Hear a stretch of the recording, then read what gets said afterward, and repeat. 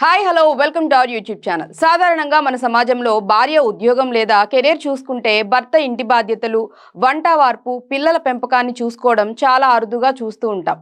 కానీ మొదటి భాగంలో పెళ్ళాం కుస్తీ దెబ్బలకి భయపడ్డ భర్త ఈ రెండో భాగంలో తన భార్య డ్రీమ్ కోసం తనే ఇంటి పనులన్నీ చక్కబెట్టే హౌస్ హస్బెండ్గా మారిపోతే, ఆ మాటకొస్తే కంటికి రెప్పలా చూసుకుంటున్న వాళ్ళ కూతురి పెంపకం విషయంలో భార్యాభర్తల మధ్య మనస్పర్ధలు వచ్చి ఏకంగా ఆ కుస్తీ ఛాంపియన్ భార్య కోర్టు మెట్లెక్కి విడాకులు డిమాండ్ చేస్తే, ఆ రచలో పవర్ఫుల్ జడ్జిగా మన రమ్యకృష్ణ ఎంట్రీ ఇస్తే ఎలా ఉంటుందో ఊహించుకోండి.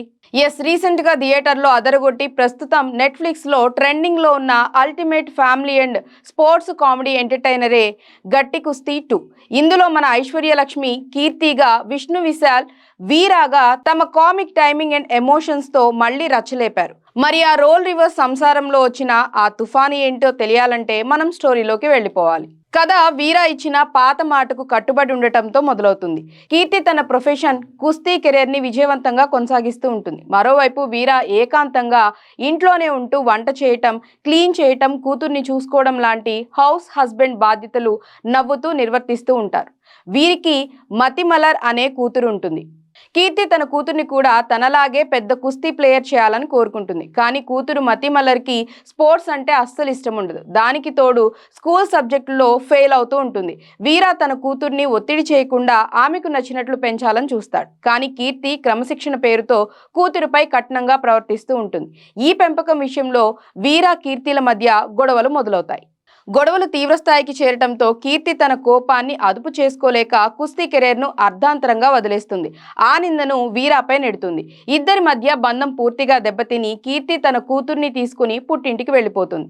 ఇంటర్వెల్ సీక్వెన్స్లో కీర్తి కోర్టులో వీరా నుండి విడాకులు కావాలని పిటిషన్ వేస్తుంది. కోర్టు సీన్లో పవర్ఫుల్ జడ్జ్ రాజరాజేశ్వరి కేసును విచారించడానికి రావటం, కోర్టులోనే కీర్తి వీరాల మధ్య peak comedy and emotional drama జరగటంతో ఇంటర్వెల్ కార్డ్ పడుతుంది.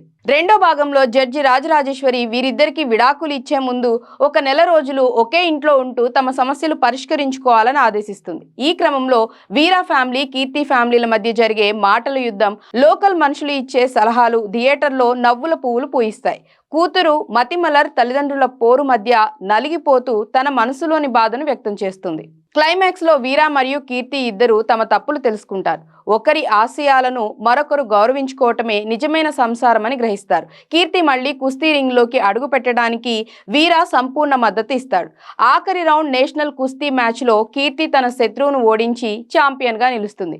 వీరా, కీర్తి మరియు వారి కూతురు మతిమలర్ ముగ్గురు కలిసి హ్యాపీగా ఒకటవటంతో సినిమా ఒక సాటిస్ఫైయింగ్ అండ్ ఫ్యామిలీ ఎంటర్టైనర్గా ఎండ్ అవుతుంది. సో ఇదండి విష్ణు విశాల్, ఐశ్వర్యలక్ష్మిల క్రేజీ కాంబినేషన్లో వచ్చిన గట్టి కుస్తీ 2 ఒరిజినల్ ఫుల్ స్టోరీ. ఎలా అనిపించిందో కామెంట్స్లో చెప్పండి. అండ్ అలాగే ఈ వీడియో నచ్చితే ఛానల్ని లైక్ చేయండి, షేర్ చేయండి, సబ్స్క్రైబ్ చేయటం మర్చిపోవద్దు. బాయ్.